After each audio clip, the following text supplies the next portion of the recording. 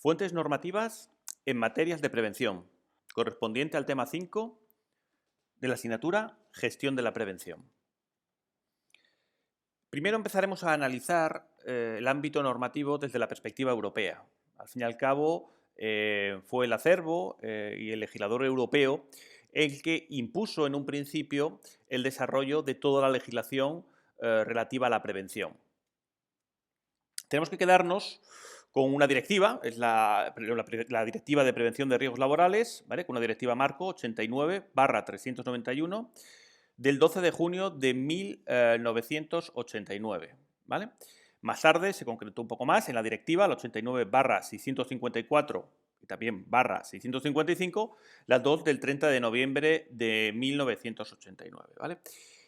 ¿Qué es lo importante de estas normas? Lo importante de estas normas es que hasta entonces, bueno, en primer lugar hablar de que son las directivas, ¿vale? Cierto es que se hablan en otros temarios, pero lo recordamos.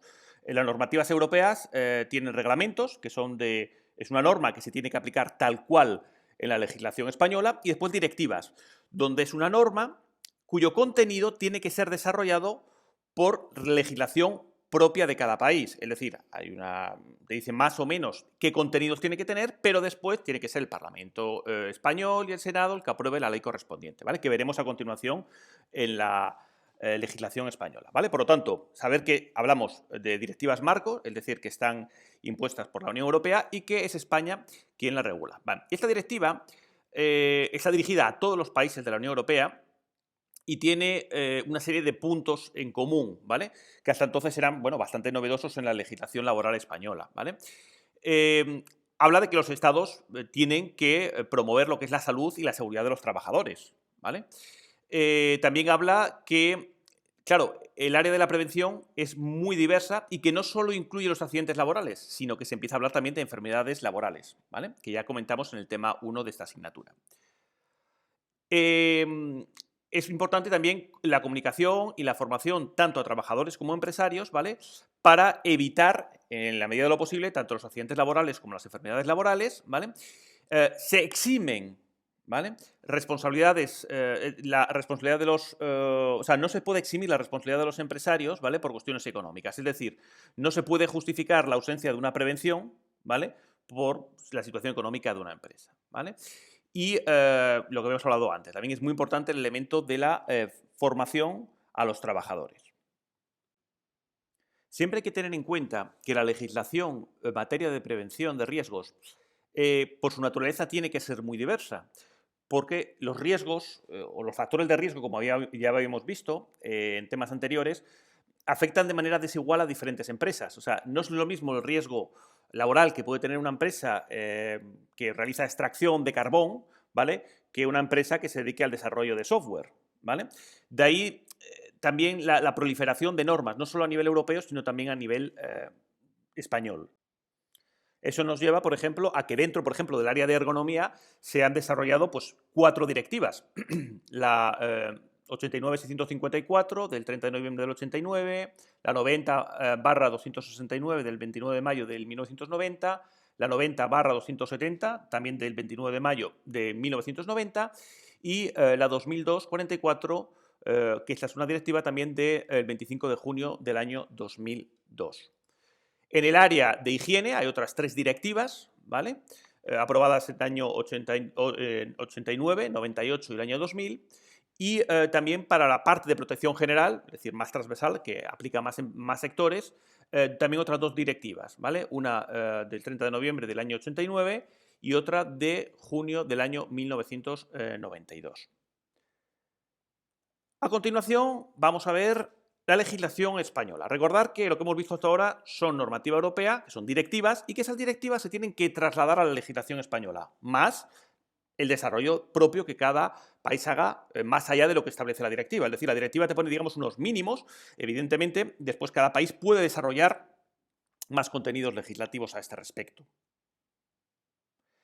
¿Dónde se empieza a reconocer o se habla por primera vez un poco de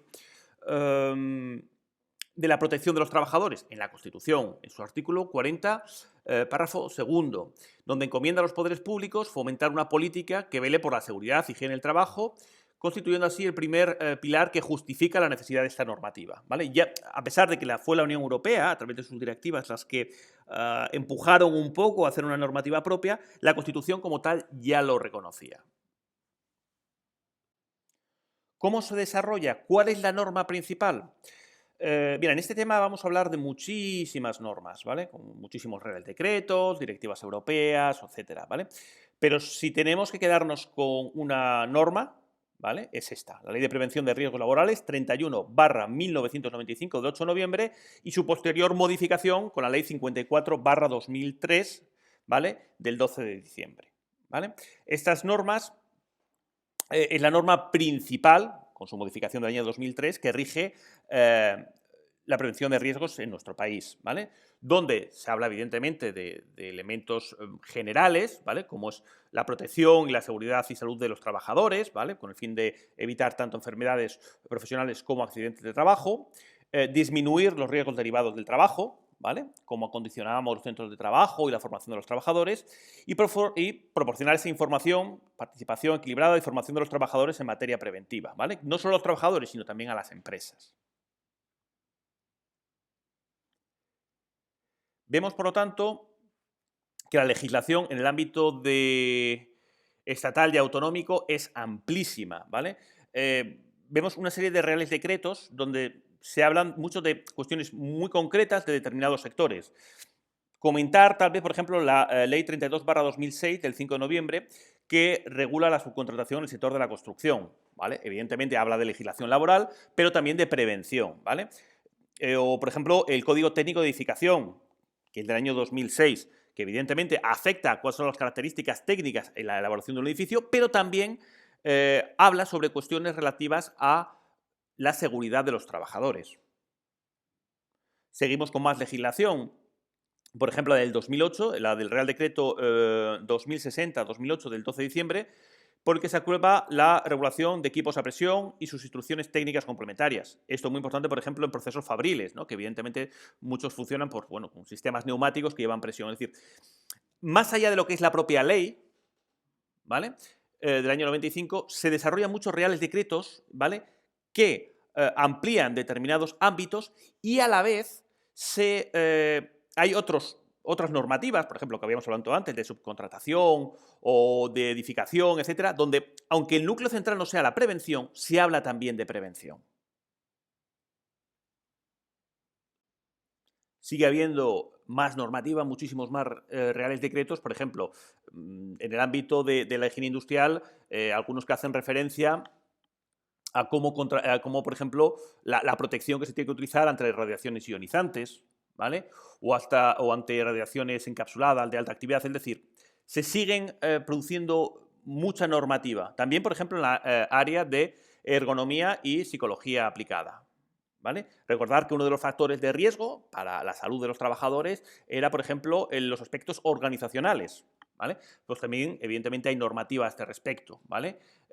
Por ejemplo, las relativas al trabajo en equipo, en el cual se incluyen pantallas de visualización de datos, etcétera, en el cual hablamos de fatiga física y psicológica. Resumiendo, hay una ley que es fundamental, que tenemos que recordar, ¿vale? Porque evidentemente normas y reales decretos hay muchos, ¿vale? Que es la Ley 31/1995, ¿vale? Que recordar que fue modificada en el año 2003. Esta es fundamental, tenemos que recordarla, ¿vale?